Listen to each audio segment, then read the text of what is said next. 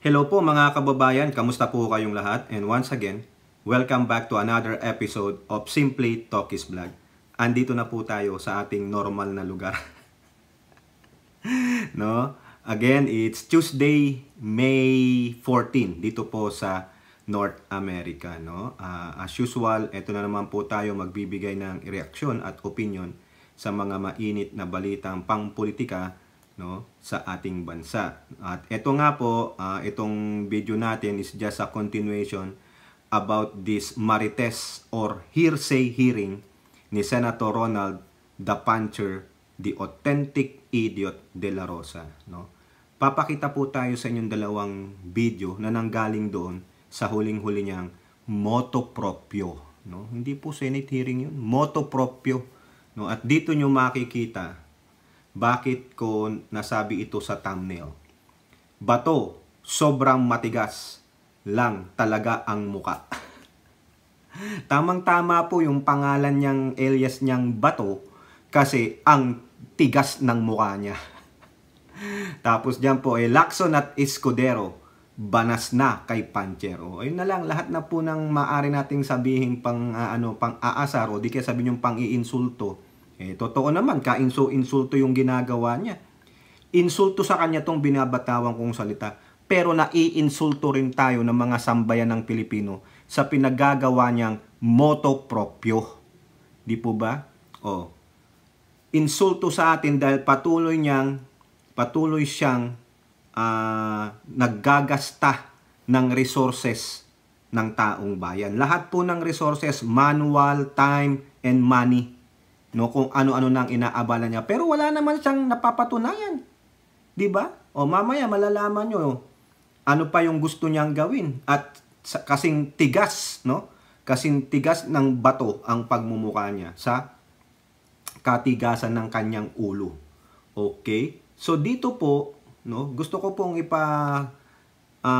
alam sa inyo, ipapanood sa inyo itong video na ito na hango doon sa last motu proprio niya.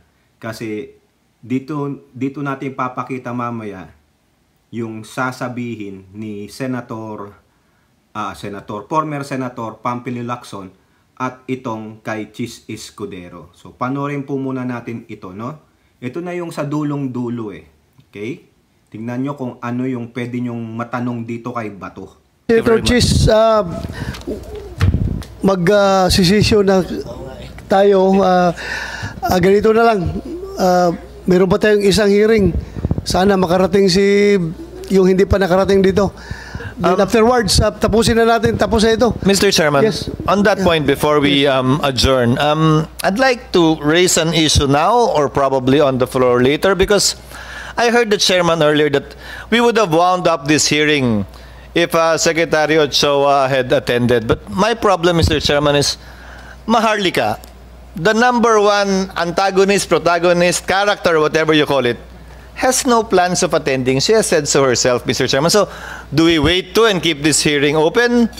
In regard to the other names mentioned, I brought this up in the last hearing, Mr. Chairman. For example, Mr. Morales mentioned President Duterte that he knows. Yun ang claim niya. And I raised the issue na hanggang saan tayo magpapatawag sa pangalang binabanggit ni Ginoong Morales. Binanggit niya si Ms. Maricel Soriano, inimbitahan natin. Binanggit si General Kakdak, inimbitahan natin. Si General Serapio, inimbitahan natin. Gaya ng sinasabi ko, Mr. Chairman, at some point in time, we have to rein in kung hanggang saan lang, kaya ng sabi nating Senate President earlier. And that is the reason, Mr. Chairman, why I think I've been in the Senate for quite some time. The reason why a motu proprio is usually isa. And by tradition in the Senate, I'll mention this on the floor later. By tradition in the Senate, a motu proprio hearing is conducted during recess. Kasi wala pong session, may nangyari. May nangyari, kailangan mag-hearing. Or hindi pa nare-refer. Na-file na yung resolution, hindi pa nare-refer, kaya kailangan mag-hearing. But in the past, a resolution was forthwith filed para yung direction maliwanag. Hindi yung depende sa Makulay po ang buhay ni Ginoong Morales. Marami po siyang karanasan at marami po siyang nakasalamuhang mga tao. At hindi ho ako magugulat na totoong nakasalamuhan niya, yung mga kilala at mga batikang mga pangalan sa ating kasaysayan. Pero mahirap naman po na kada pangalan babanggitin ay papatawag at magdedepende ang pagpapatuloy, hindi pagpapatuloy ng hearing sa pagdalo ng mga pangalang binabanggit niya, lalo na wala naman po siyang personal knowledge, meaning hindi po niya personal na nakasalamuha o narinig yung mga di umanong bagay na sinabi, kabilang na yung personal na away ni Ginoong Santiago at ni Ginoong Enriquez. Kung ano man po namamagitan sa kanila, nasa kanila na ho yun, ayoko na hong pakialaman yun. Kung ano man po ang sama ng loob ni General Santiago kanina kay Ginoong Enriquez na tila meron, nasa sa kanila na ho yun. Pero lumalabas pa rin po dito at obligado tayong pakinggan at pagbigyan. So at the proper time, Mr. Chairman, I hope we can discuss together with the other members of the committee, as the good Senate President has pointed out, because nothing, let me clarify, nothing prevents a hearing to be conducted based on a resolution specifically finding out sino nga ba ang mga adik, totoo ba yung sinasabi dun sa dokumento na sinasabi ni Ginoong Morales, etc., etc. Nothing prevents that from being done. Pwede po yan gawin mamaya o bukas, may pwede mag-privilege speech at yun po yung basihan ng pagdinig. Pero, base sa privilege speech, base sa resolution, yun po ang magiging limitasyon ng pagdinig. Dahil, sa totoo lang, naiintindihan ko ating chairman dahil interesado naman ako mapakinggan din. May opening sa lahat ng sinasabi ng ating mga testigo. Subalit, mahirap naman po na kada pangalan babanggitin ay gagawin natin depende ron yung pagdinig kung itutuloy pa o hindi na. Yes, thank you, Mr. Chairman. Again, I submit. Thank you. I admire your insights, your inputs, and again, I have, kung hindi ko pa na-rule yan, right here, right now, I'm going to rule that kahit na nabanggit ni Morales, ni PDEA Agent Morales, si President Duterte, si President Bongbong Marcos, I have to rule now as the chairman of this committee that I'm not going to invite those personalities. Now, but please just give this chairman the, you know, the, how do I English this? Please give this chairman the Leeway. No, not leeway. I'm referring to give this chairman the prerogative to invite kung sino ang gustong i-invite. Oh, iyan po, mga kababayan. How do I English this? Oy, Ai Chang, Elora, how do I English this? It's so simple. Just say the word. How do I English this? Tignan nyo ang kapal ng mukha niya. No? Talagang may gusto po siyang patunayan. Ano yun? Pero bago natin ipagpatuloy, tayo po ay magbibigay-pugay muna po sa lahat ng ating channel members, followers, subscribers, nagla-like at nagsishare ng ating videos, sa mga nagbi-video replay, sa nagsishare ng kanilang blessings through super thanks, super stickers, and super chat. At meron pong nagpa-super chat at ayun po ay si Miss Andrea Jong, no? Napakalaking tulong po ni Miss Andrea Jong sa ating channel, no? Tinitignan ko po yung history ng ating super thanks. Naku po, si Miss Andrea Jong pula. Consistent po pala kayo, Madam, no? Maraming salamat po, no? At hindi nyo po nakakalimutang mag-share ng inyong blessing sa ating channel. Napakalaking tulong po yan dahil yan po ay maisasama natin sa pagbigay tulong sa aking sister, no? Na nasa Pilipinas, medyo nangangailangan siya dahil na disgrasya yung kanyang anak sa motorsiklo. Malaking operasyon po yung gagawin sa kanyang anak. Sabi ko naman, ilakad mo na sa mga kakilala mong politiko dyan. At eto nga, dasal tayo ng dasal at blessing in disguise po, no? Maraming salamat po sa inyong pag-share ng blessing, Miss Andrea Jong, no? Makakatulong ng malaki yan, no? Pagpalainawa po kayo ng may kapal. At ganun din, dyan sa ating mga katuwang sa video premiere, sa chat box kung meron man, sa mga moderators, no? Maraming salamat. No? Hindi ko na kayo babanggitin, napakarami nyo na. No? Alam nyo na kung sino kayo, alam nyo na yan. No? Mahal na mahal kayo ni Tokis. At gusto ko lang pong special shout out si Kai, no, na masigasig pong naglalakad ng ating channel, at si Tita Aurora. At sa buong Palawan po, dyan po sa Simply Tokis Vlog Department, nila Kai. Okay, may God bless you all. At eto na, tuloy natin ito. May gusto po kasing patunayan si Senator Da Pancher, the authentic idiot, na gusto niyang patunayan sa kanyang among si Digong na siya ay napakahusay. Kasi yan ang sabi ni Digong eh. Paulit-ulit ko pong sinasabi yan. Kaya ito, hindi niya makita yung gustong ipunto sa mismong huling-huling pagsasalita ni Senator Chis Escudero. Kulang na nga lang eh. Harap-harapan, tahasang sabihin, yung napapaganon si Senator Chis, parang sabi niya, tigil mo na to. Walang kwenta to. Hindi mo mapapalabas ang authentic. Mamaya, ha? Tignan ninyo, mapapanood nyo dito kasi chinap-chap ko, pinanood ko po ulit eh. Almost 5 hours. Pinagtyagaan ko po mga kababayan. Kaya kinuha ko yung mga gusto nating bigyan ng content, no? Sa isang video na mapapanood nyo mamaya, doon pa lang, kung nakikinig ng mabuti itong si Senator Pancher, the authentic idiot, ititigil niya na to. Malalaman niya na, no? Kaso ginigit niya eh. Give me a prerogative. Di ba sabi niya, how do I English this? Sinabi, leeway. Hindi leeway. Give me a prerogative to invite who wants the chairman to invite. Ganun. Kasi sinasabi ni Chis Escudero kung lahat ng babanggiting pangalan i-invite. Hindi tayo matatapos. Ang motto proprio is once lamang.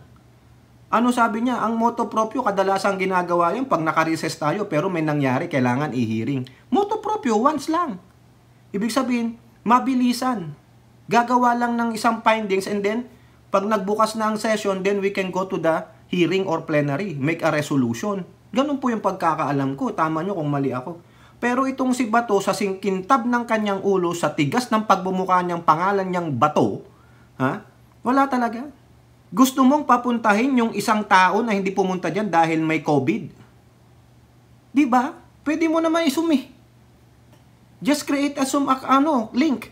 Bigay mo sa kanya, ano po bang masasabi nyo dito? Pinapatunayan nyo ba yung sinasabi nitong resource person? Ayun lang eh. Tapos you give your i-close mo na, your closing argument. Anong na-find out mo? Eto lang, Senator Pancher. Diyan ba sa hearing na yan, sa ika-4 na motto proprio mo?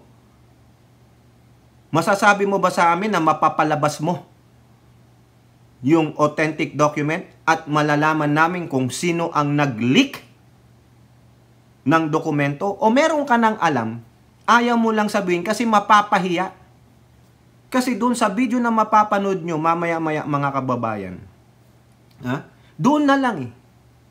You can conclude for yourself na kanino yung authentic document at sino ang nag-leak. Okay? So diyan po, no? Pinick up po ito ng politiko. Itong balita na ito, mga kababayan, yung Senate hearing. Motto proprio. Ang inang motto proprio yan. So, sa politiko, hanggang kailan Bato? Chis Escudero, fed up. Talagang fed up na eh. Banas na po eh. Kaya nga sabi ko sa thumbnail natin, banas na eh. With Senate probe on PDEA leaks. Paulit-ulit niya na pong sinasabi. Parang sa isang, hindi ayaw lang mapahiya eh. Ayaw niya lang ipahiya yung kapwa niya senador para hindi magkaroon ng samaan ng loob. Pero pag ako yan, putang ina.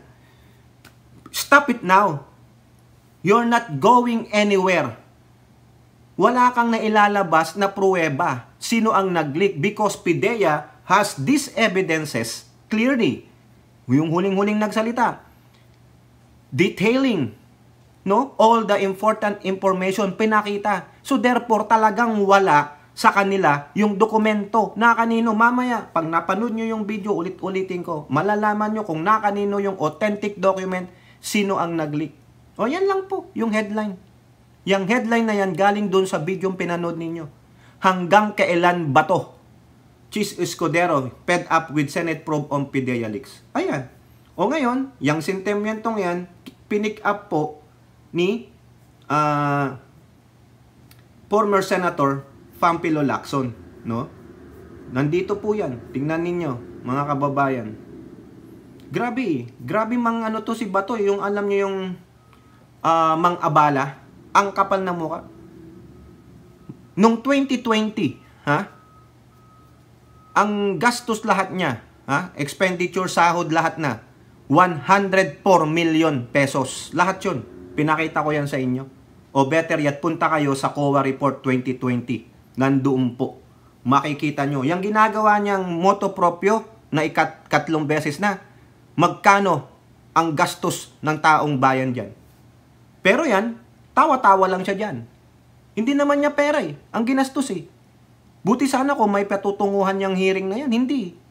Kaya nga doon sa huling vlog natin, he wasted a lot of resources, time, money, and effort. No? Bakit yung effort? Eh yung mga official na nandyan, whether retired or active. Eh kung may yung mga retired, may mga trabaho pa sa public. Di ba? Wala, ay sa public, sa private. Di ba? O yung mga undersecretary, USEC, ASEC, o yung mga PIDEA. Pero yun nyo, almost 5 hours. 3 oras na lang, uuwi na sila. Tapos na yung 8 oras nila eh. They wasted their time and effort. Di sana kung naging productive sila during that 5 hours, okay pa. Eh kaso hindi. Paupo-upo lang sila dyan. O minsan binigyan pa ng snacks, pagkain. Di ba? Gastos ng taong bayan yan. Ano ang sabi ni Pampilo Lacson sa kanyang ex-account? O tingnan nyo po. PIDEA leaks. 5 puntos. Number 1, the leaked document exists. Number 2, an agent can type an intelligence report. O yan ha. 3, the said report was never submitted even top initial evaluation by its immediate supervisor. Number 4, there is no official report on record. Number 5, it is a scrap of paper. Tingnan nyo yung huling-huli. It is a scrap of paper. Nandoon, scrap paper. Bakit? Bakit? Sundan ninyo. Sa number 3, the said report was never submitted even for initial evaluation by his immediate superior. There is no official report on record. Yung 3 and 4 magpapatunay. Nagawa nga yung report na yan. Pero hindi umabot sa mga superior niya. Hindi opisyal na pumasok sa dokumento ng PIDEA. Wala eh. Kaya nung sabi ni Pampilo Lacson, it is a scrap paper. Malalaman nyo mamaya, nasaan yung dokumento na yan. Ang daming inabalang tao. Correct. Dahil lang sa hearsay ng lukang-luka ito. So therefore, magkakampi yan.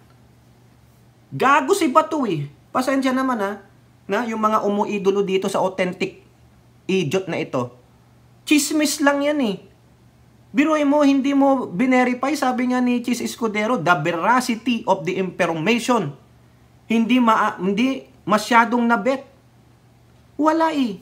Naniwala siya sa chismis nito. Tapos pinasukan pa nung STL na gagong kalbo na katulad niya. Yung yung STL, yung storytelling lie? Si Morales. Professional liar. Sabi nung kanyang boss dati, sabi nung mga kasamahan namin, PSTL yan, professional storytelling lie. O magkakasinungaling, sumama pa si Bato. O therefore, they are the birds of the same feather. Ano si Bato? Ano si Bato? Diba? Ganyan ba yung mga senador na iniloklok natin, nagtiwala tayo? Ano pa yung tanong doon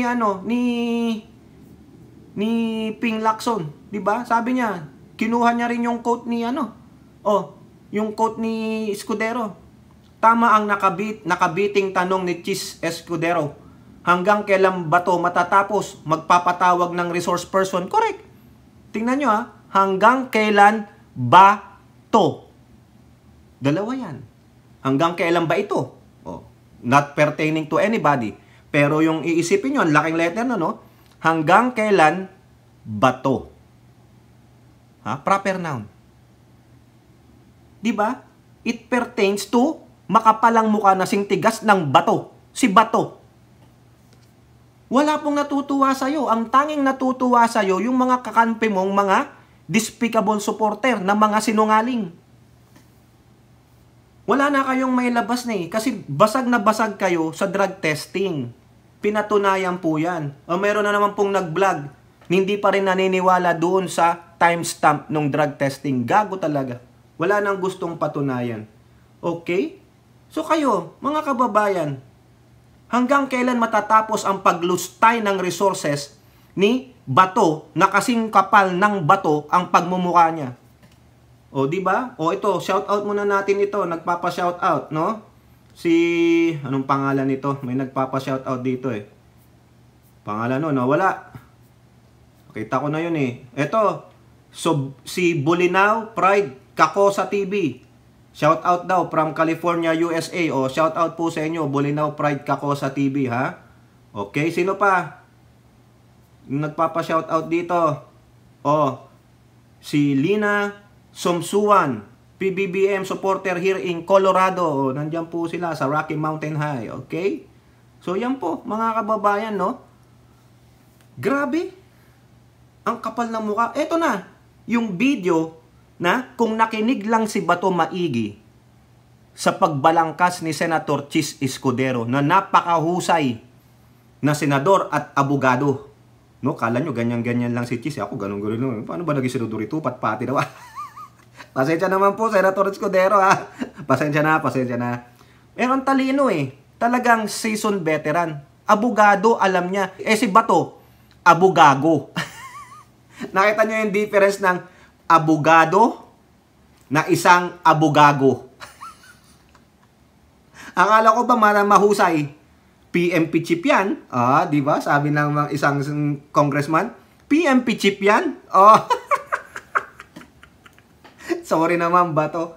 Hindi ka na makaulit talaga. Huwag nyo pong iboto ito. Huwag nyong ibalik sa Senado. Lalo tayong magmumukhang tanga at gago. Ang matutuwa lang dyan ay si Duterte. Ha?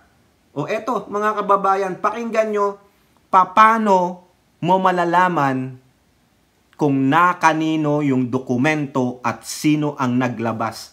Kung pinakinggan lang to ni Bato, kinwestiyon niya na yun. Doon na matatapos, hindi mo na kailangang ipatawag pa yung executive secretary ni Panot. O eto po. Mr. Chairman.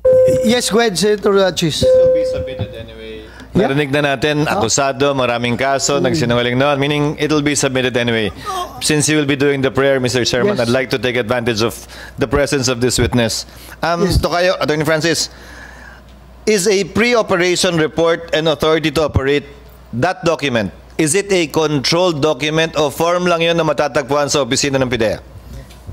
That's not a controlled document. Yun yan pong... So form lang yun na matatagpuan sa opisina ng PIDEA, Yes. dadabot ka ng isa kung may gagawin kang isasubmit kang pre-operation report o authority to operate. Tama po ba? Yes. Magiging controlled document lang yan pag nalagyan na ng numero. Yes po. So hanggat wala pang numero yan, hindi pa yan controlled document, therefore hindi pa yan official document, therefore hindi pa siya public document, therefore hindi pa siya kasama sa official records ng PIDEA. Yes po. Magiging official record lang yan, gaya ng sinasabi ni Chairman De La Rosa, wala kayong kopya kasi hindi pa nga sinasubmit. Kung hindi pa siya sinasubmit, edi hindi rin siya bahagi ng official records ng PIDEA. If it is not part of the official records of PIDEA, it is not the proper subject matter of a leak either yet. Kasi hindi pa naman bahagi ng official record ng PIDEA.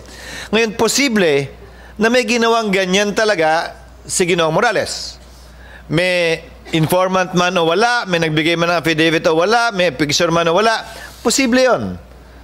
Pero hawak niya, file niya, nasa kanya. Sa puntong yon, since you're an attorney, Francis, public document na ba siya o hindi pa? O dahil sa officer agent ng PIDEA, may tuturing ng public document siya? No, Your Honor. My next question, sir, is kung ito'y pinanumpaan, affidavit Sino po ba yung nagpapasumpa sa PIDEA noong mga panahong yon?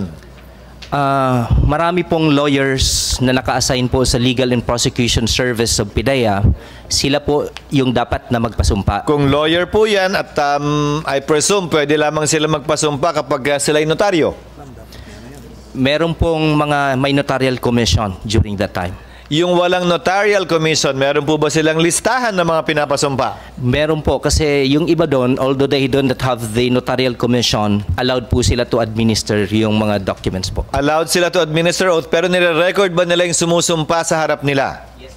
Kahit wala silang notarial commission?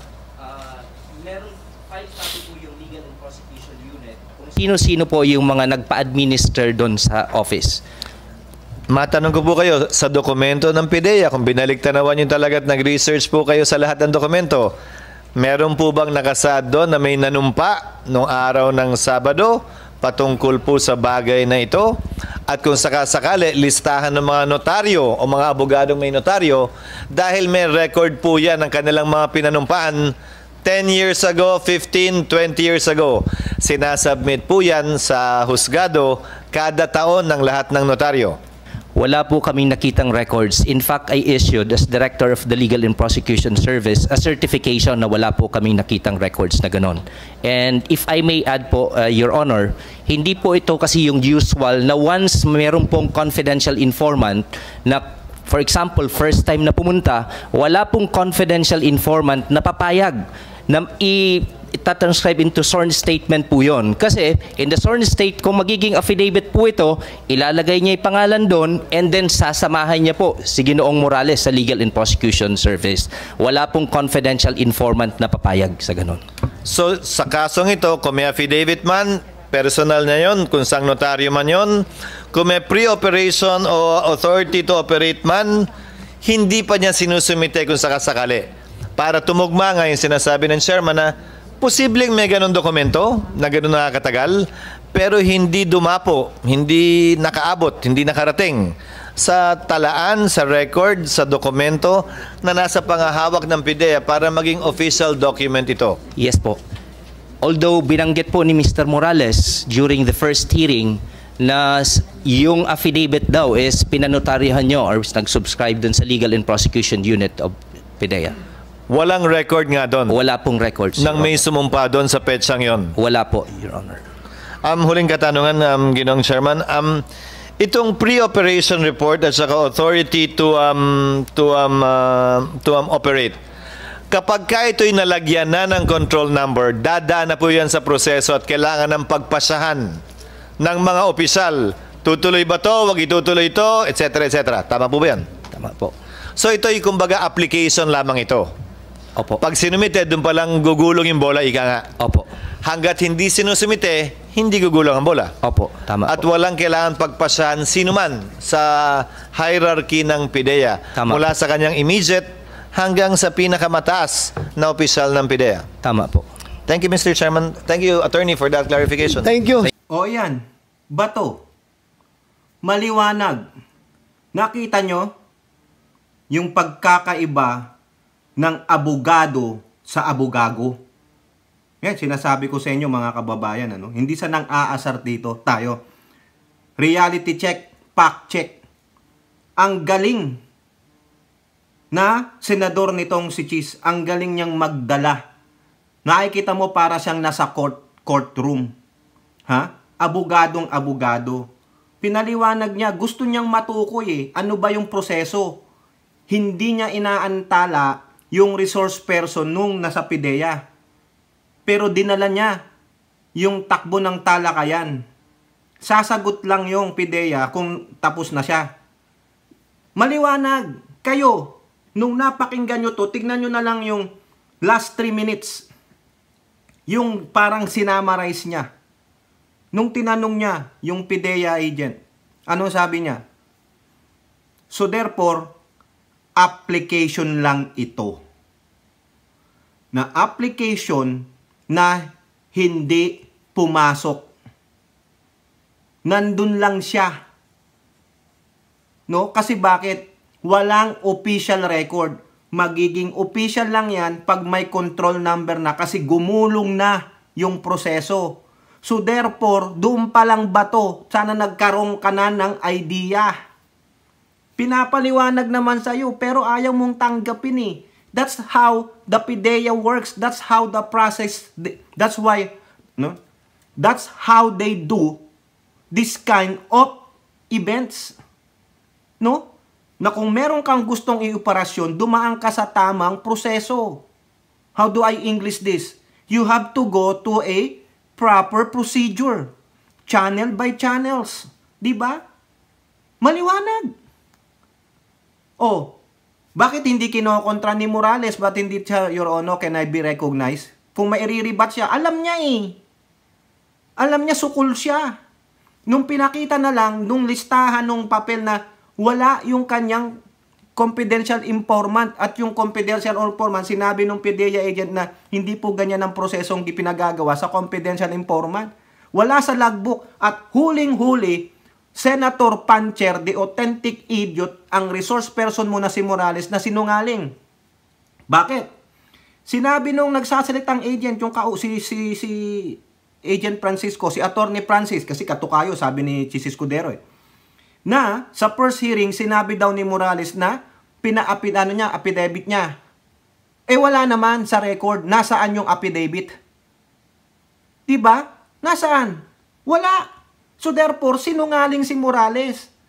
Yang dokumento na yan ay gawa ni Morales. Kung sakaling nag-i-exist, siya ang gumawa. Kasi sabi rin ni Chis Escudero nung tanungin niya si Attorney Francis, sabi niya, ito pang dokumento na to ay nandyan lang, pwede mong kunin, gawan. Yes. Diba?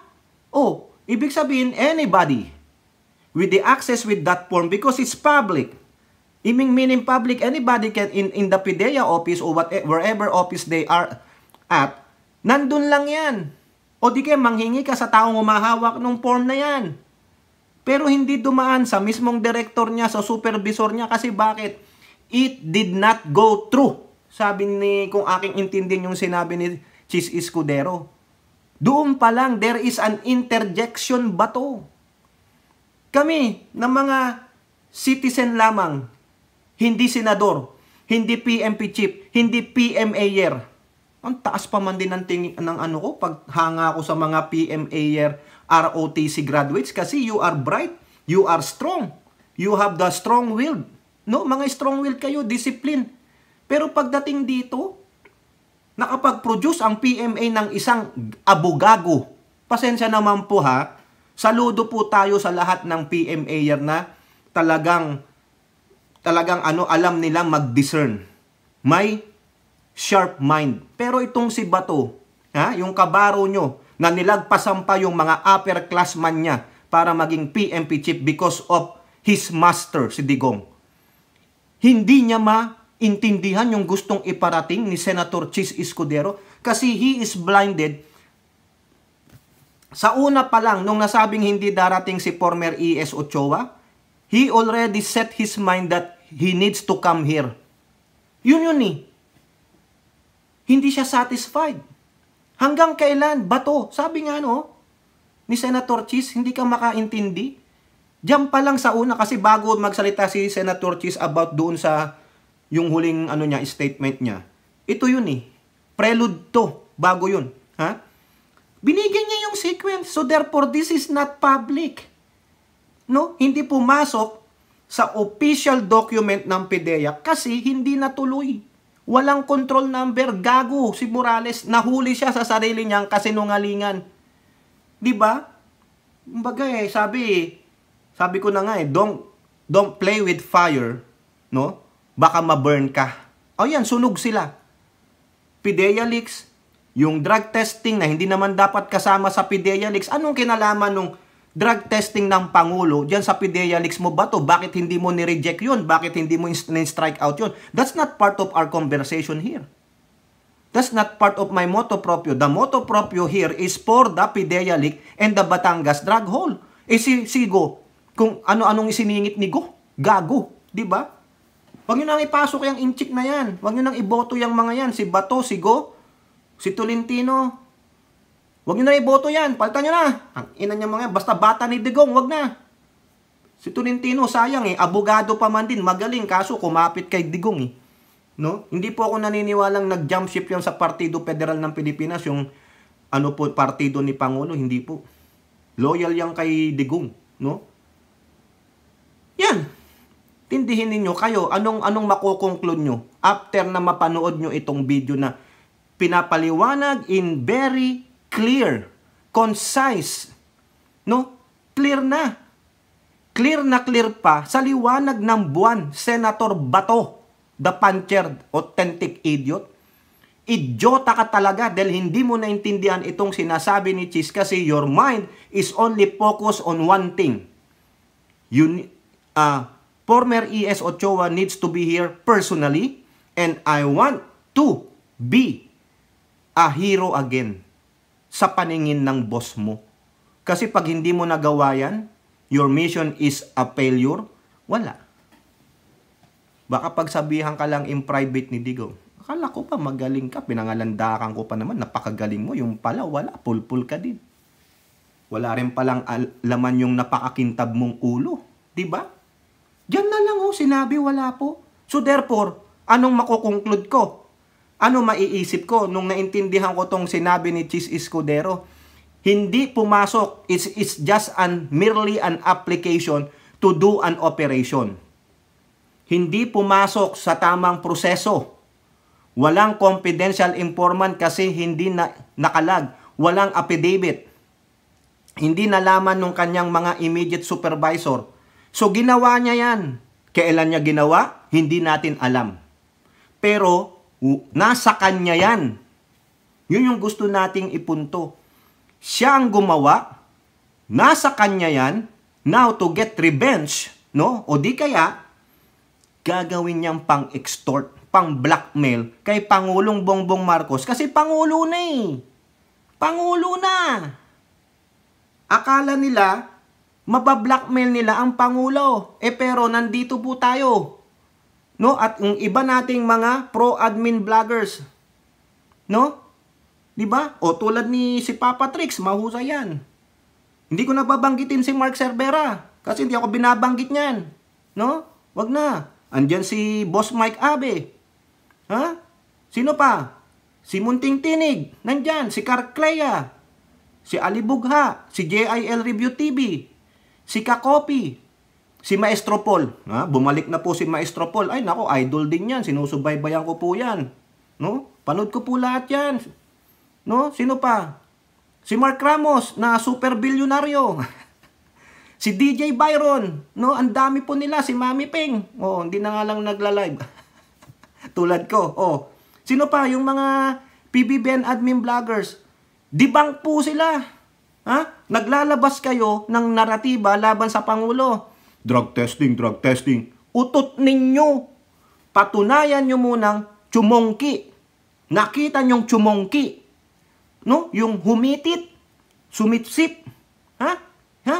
Ang Pangulong Bongbong Marcos nang ipinagbabawal na banot, nagturok siya. O tignan nyo na lang yung braso niya kung may turok o yan. O yan, may turok ba ako? Adik ba ako?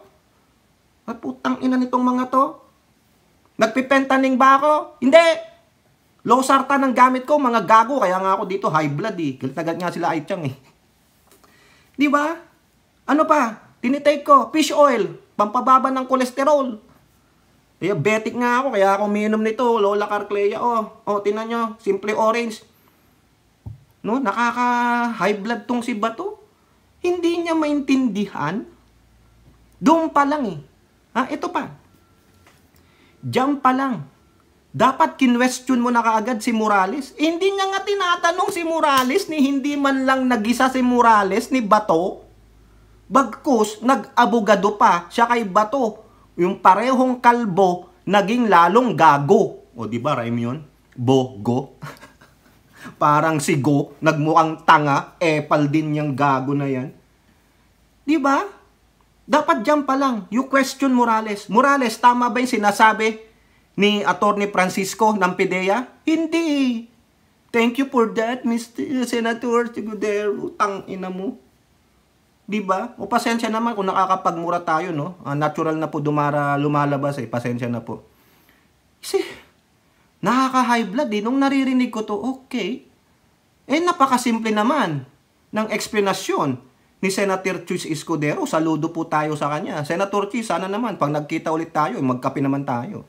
Ulit-ulitin ko, nagkita na po kami niya ni Senator Chis. Ay, magkasing, ewan ko, mas gwapo yata ako kay Senator Chis. Di ba, Miyo? Ikaw, Miyo, ha? Loloko mo ako, ha? Loko ka, ha? Kakasar ka, Miyo. Loka. Nakakaloko. Gusto mo magsanglas ako dito? Gusto mo lagi na lang ako sa kotse mag-vlog, ha? Loloko mo ako, ha? Ha? Okay? Doon pa lang. Ordinaryong tao, malalaman na yan, eh.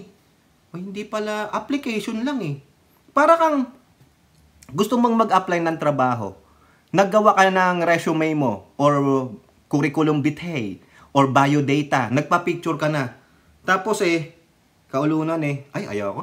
Ayaw ko mag-apply dyan. Diba? Hindi ka nag-submit ng application. Tapos sasabi mo, nagtrabaho ako dyan, nagganito ako dyan. Huh? Nasaan ang patunay mo? Nag-apply ka ba? Na-interview ka ba? Ganon eh. Hindi mo tinuloy yung application. Ganon. Hindi nakikita ni Bato eh. Hindi nga naging public kasi walang ipapublic. Walang isa sa publiko kasi walang control number. Hindi pumasok sa mismong tamang proseso at si Morales hindi dumaan sa tamang proseso. Ano ang ginawa niyang proseso? Ha? Ito. Kung nasa kanya yung papel na yan, nasa binder niya, kinuha niya. Kasi sabi niya nanonood siya ng mga ni Duterte, 'di ba? Napapanood niya sa social media. Malamang inaabangan niya. Pinanonood niya si Hitad. Ha? Kasi kailan lang lumabas yan. Naka-blurt daw yung pangalan niya. Kunwari lang scripted, parang yung CCTV video nila. Ha? Alam niya yan. Kinontak niya siguro si Hitad. Hoy, may ano ako sa'yo. Ito, ganito, pakita ko sa'yo. Kinopya niya. Sabihin natin. Binigay niya, siya ang nag-leak. Siya ang nagbigay kasi base na rin dyan. Ako sabihin ko na, tutularan ko na si Senator Jinggoy. Siya ang nag-leak. Di ba nung pangalawang hearing, sinabi ni Senator Jinggoy yan, ikaw ang nag-leak. Nasa iyo yung dokumento na yan. Tama naman. Kung iisipin nyo yung kwento, yung sequence of pagtatanong at pag-uusisa ni Senator Chis Escudero. Gumawa ka ng application, hindi pumasok, hindi natuloy. Therefore, ano ginawa mo? Tulad din na sinasabi ni Chis Escudero, nung hindi siya naging senador, nawala siya dahil nagpahinga siya, naging governor siya, nag-uwi siya ng mga dokumento. Kasi wala namang batas o patakaran sa Senado na bawal gawin yon. O di ba? Siya din. Matalino yan si Morales eh. Di ba? Sabi nga nung kanyang mga ex-PDEA chief, matalino yan. Yun nga lang, STL. Professional storytelling alay. Di ba? Sa katalinuhan niya, puro kasinungalingan ang sinasabi niya. Nakita niya, bongbong, bonget. Bongbong Marcos, sikat yan eh. Rockstar yan eh. Maybe in the future, magiging presidente ito. Which is right. A decade after, nung 2012, si Maricel Soriano, sikat pa rin yan. OG yan, OG. Ha? Magagamit ko to. Yun, nakakuha siya ng opportunidad. For what? Extortion. Gawain niya eh. Diba? The record shows, diba? Kanta pa rin yun. Diba? Kayo nga. Doon pa lang Bato. Doon sa sequence ng pagtatanong at pag-deliberate ni Senator Chis Escudero na talagang senador na hindi katulad mo. You are being driven by your emotion at pagiging marites. Hindi kayo bagay sa Senado, lalo na si Bongo. Ang layo ng pinagsasabi. Putang ina. Kunwari, concern sa drugs, leche. Di ba mga kababayan? Kayo nga. Sino ang may hawak ng authentic document? Sino ang nag-leak? Ayun lang ang usapan, Senator Bato. Wala nang iba. Kaso, pang-apat.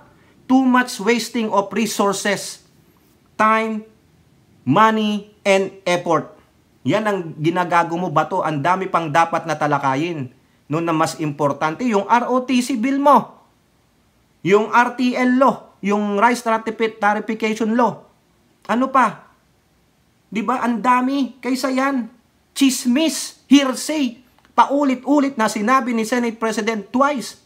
It is just a hearsay, nothing germane about it, yung mga walang mailabas na ebidensya. Di ba? Eh, hindi niya makuha. Kasi he is blinded by the first instance na hindi pumunta si Ochoa, kaya kailangan niyang madinig. Anong gusto mong dinggin kay Ochoa? Na ipalabas ni, patutuhanan ni Ochoa na kayo ang nagpigil? Hindi aamin yan. He will not incriminate himself in front of you. Freaking idiot. What the heck? I-reiterate niya lang, paninindigan niya lang yung sinabi ng lawyer doon na taga-Malacanang dati. Dapat talaga kasuhan tong si Morales eh. Ni hindi mo nga makontempt, hindi mo ginisa ng ginisa si Morales. Aamin yan. Di ba nga sabi nga ni Jinggoy, nung talagang in-interject ni Jinggoy na, ganito ka, di ba? Oh, di ba? Extortionist, yung ganon, nag-implanta kayo. Sabi niya, yes. Oh, di ba? Aamin yan pag nasukol si Kalbo. Eh kaso, kapwa mo Kalbo, kaya gago kay. Nakakahiya po, mga kababayan.